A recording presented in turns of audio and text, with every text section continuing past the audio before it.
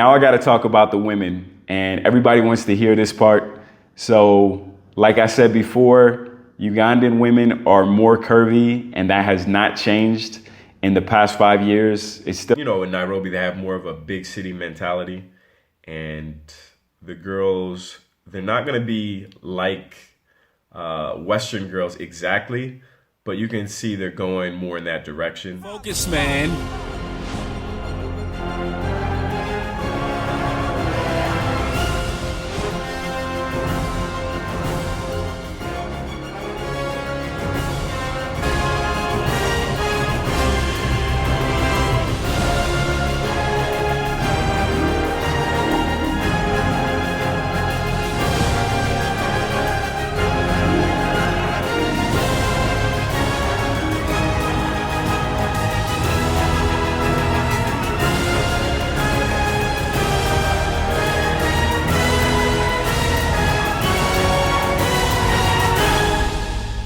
What's happening, everybody? Once again, this is your guy, Jay Focus, reminding you to stay focused.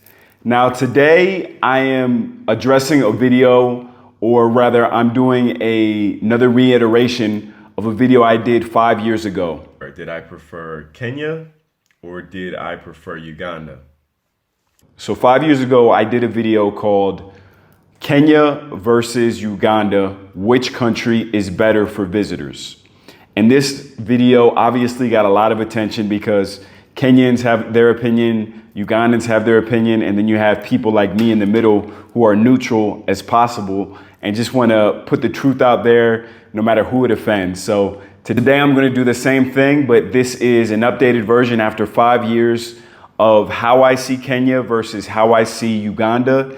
And instead of just simply focusing on how things are for a tourist, a visitor, I'm actually looking at things more from the perspective now of somebody who's going to be living in these countries, because there are issues that pop up that may or may not affect you in the short term as a visitor that are definitely going to come up and be issues for you in the long term. So with that lens, I'm going to go through and let you know how I feel about the two countries. So first off, I'm going to talk about food because everybody likes to eat, right?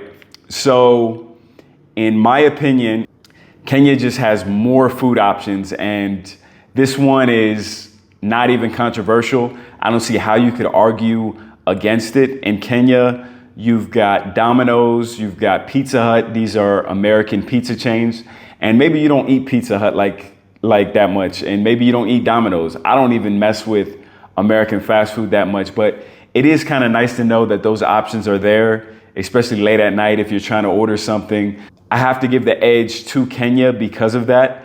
And beyond those fast food options, you also have the local stuff like Galitos, which you can find everywhere.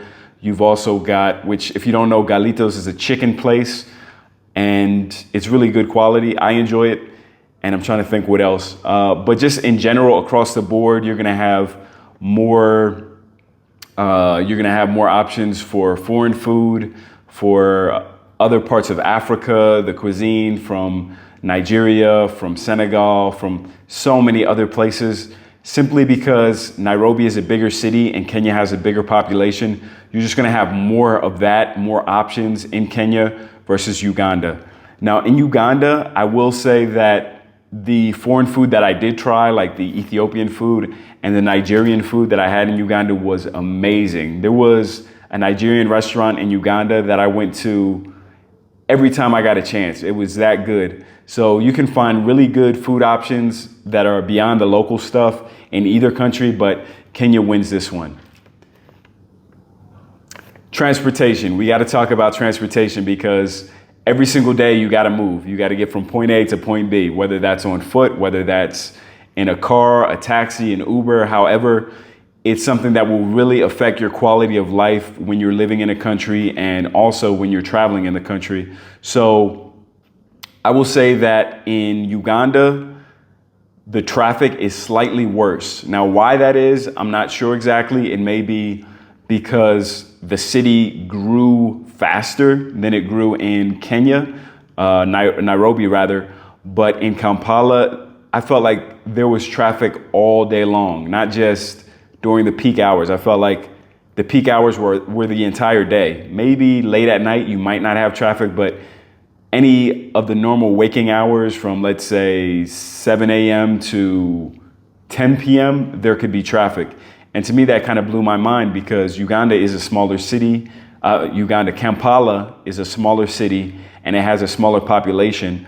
But I felt like in Kenya and Nairobi, especially, they manage the traffic better for some reason. I really was expecting a lot more bad traffic in Kenya and Nairobi, but the traffic really wasn't that bad unless you're talking about the peak hours around 6 p.m. when everyone's getting off work and everyone's heading back home. That time can be kind of bad, but even that wasn't as bad as I assumed it would be. So in general, I was really impressed by the traffic situation in Kenya, and it was cheap too. So if you want to get around using Uber in Kenya, in Nairobi in particular, I believe it was a little bit cheaper than what it was in Kampala. It was very close, but I want to say Nairobi was a little bit cheaper. Now, to compare, in Kampala, you do have the bodas, so that's one extra option to get around. But for me personally, it's not the safest option. And you got to be really comfortable going without a helmet because most of the riders, they do not have helmets. There is an app called Safe Boda, which they will provide you with a helmet, but that's not always an option. And 9 times out of 10, you're going to just grab one on the street, and those guys do not have helmets for you. So have that in mind. Now, when it comes to people, this is going to offend some of y'all out there, but I'm going to keep it 100 and just call it like it is. In general, you notice quite a difference between Kenyans and Ugandans. So as I stated in the video I did 5 years ago, Ugandans are still very, very polite, and it's wonderful. You know, I'm very used to it, and when you travel to other parts of the world and you don't have it, you miss it. But Ugandans are very polite people. They aim to please you. 9 times out of 10, you're not going to have any issues in Uganda dealing with any people.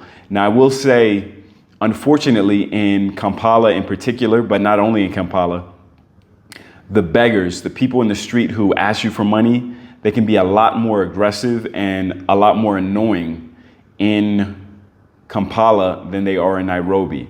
So people might be standing on a corner, they notice you're foreigner, they hear your accent, or they just see your clothes and your style. In Kenya, they might just say, hey, do you have some money? In Kampala, they will follow you around for maybe 2 minutes. So this was much more of an annoyance there.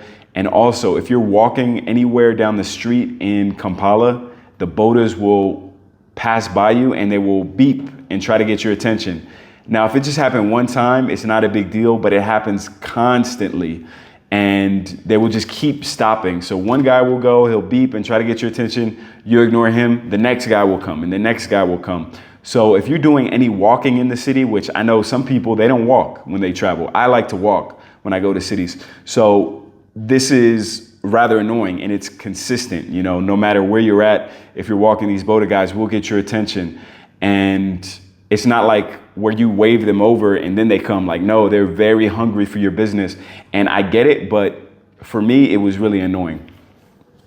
And you don't have this in Nairobi because the bodas aren't really a thing. There are some people who do give rides on motorcycles, but it's something that you have to ask for. No one is gonna stop in the middle of the street and be like, yo, get on my motorcycle. It doesn't happen in Nairobi.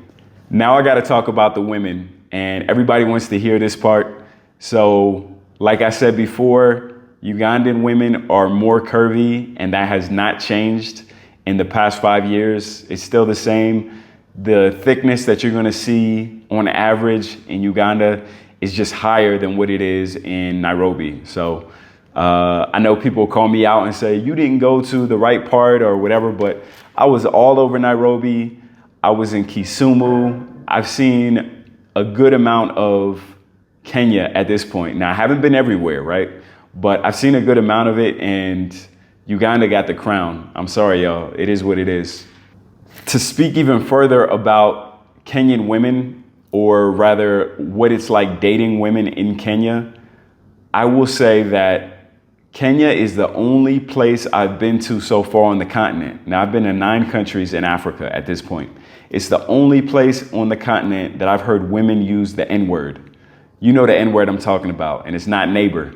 It's the one that came from hip hop music that spread around the world, and now everybody, thinks it's cool, that it's slang to use. Some people in the States use this word and don't have a problem with it.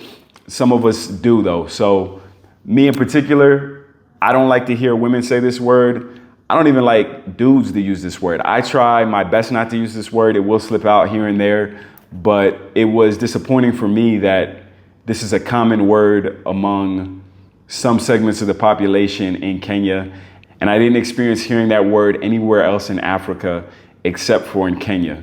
I also noticed that women in Kenya can be a lot more flaky and a lot later to arrive than in Uganda. So in Kenya, it is not unheard of for a woman to tell you, I'm gonna meet you at 7 and not show up until 9 o'clock or 8:45. This type of madness I have not seen anywhere else in Africa. So this is definitely a negative towards Kenya. Now, obviously, this is not all Kenyans, this is not all Kenyan women, but it happened way too frequently, in my opinion and in my experience. Now, Ugandan women can be late as well, but never to the extent that I've experienced with women in Kenya. Speaking about Kenyan women, I will say that Kenya is slightly ahead of Uganda when it comes to having foreign women around. So in Kenya, you have women from all over Africa. Now, that exists in Uganda as well, but I ran into more foreign women with more frequency in Kenya than I did in Uganda. I know this is quite different than what I said in the previous video 5 years ago, where I said that I noticed more foreigners in Uganda than I did in Kenya. Well, I don't know if things have changed or if I just have my eyes more open, but I definitely saw more foreigners in Nairobi. I was shocked how many foreigners I saw, and not only in Nairobi, in Kisumu as well. I was really surprised at how many foreigners, very obvious foreigners, I saw out and about throughout the city.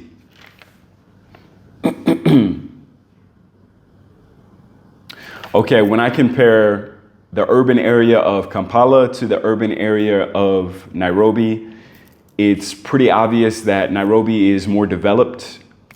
I've noticed from the previous video that the highway construction is done and there are a lot more newer buildings and more investment that has gone on in Kenya. Now, on the Uganda side of things, the Arena Mall was just recently completed. That was not there previously. And I'm trying to think what other investments that I've noticed in Uganda. Overall, Nairobi as a city is several years ahead of Kampala, and that shouldn't really be surprising when you look at the population sizes and the amount of investment that is going into both places. In the previous video, I said that Nairobi had the nickname of Nairobi, and I said that Uganda was much, much safer, or at least it felt much safer. Now, after spending much more time in both countries, I can say that Kenya is not as dangerous as I previously felt. In my more recent experiences, I really didn't notice much of a difference between either country. Of course, if you're staying in some of the slums, in the more underdeveloped areas where there's more poverty, you're gonna have more risk, more danger, more crime in either country. But overall, if you're comparing like to like, as far as the upper class areas in either country, I didn't notice any difference when it came to safety. Now, when it comes to housing, this was a big surprise for me. So in Uganda, in Kampala in particular, you really don't have that many areas that are going to cater to a upper middle class, foreign, international kind of a person. So for the most part, you're going to want to stay in the area near Acacia Mall. You're going to want to be around Kololo and Kisimenti, around this area, right? And I found that this area was overpriced for what it was. If you're looking at hotel prices, if you're looking at Airbnbs, most of the quality is a little bit outdated, and the prices they were asking for were really high. I'm talking about if you want to have a nice one bedroom in a modern building with nice amenities, security, you're looking at around $1,500 a month. Now, that's much cheaper than what you're going to pay in the States. But when you compare that to similar countries and similar capitals in East Africa, that's a lot of money. So I noticed that in Nairobi, you have more than just one or two areas that you can stay at and get that international feel, to be in a newer building.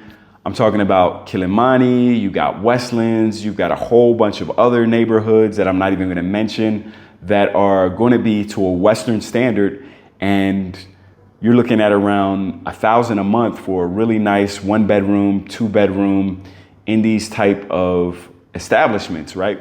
So to me, when it comes to value for money with housing, Nairobi takes the cake all day. And I don't even know if that is a product of the fact that since Nairobi is bigger, it's a supply and demand thing, that there's just that many more buildings, so they can't price things crazy.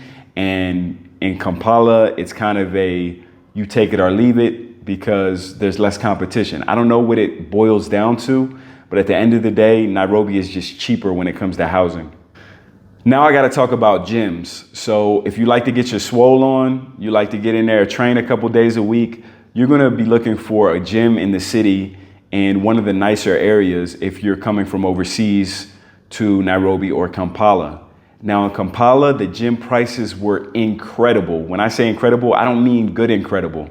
They blew my mind how much that they were trying to charge for a very basic gym. I'm talking about a gym without a swimming pool, a gym with really no frills. You know, you get your basic equipment, you don't get classes included, very, very basic. Something that you would pay in the States, maybe $30 a month, $40 on the upper end.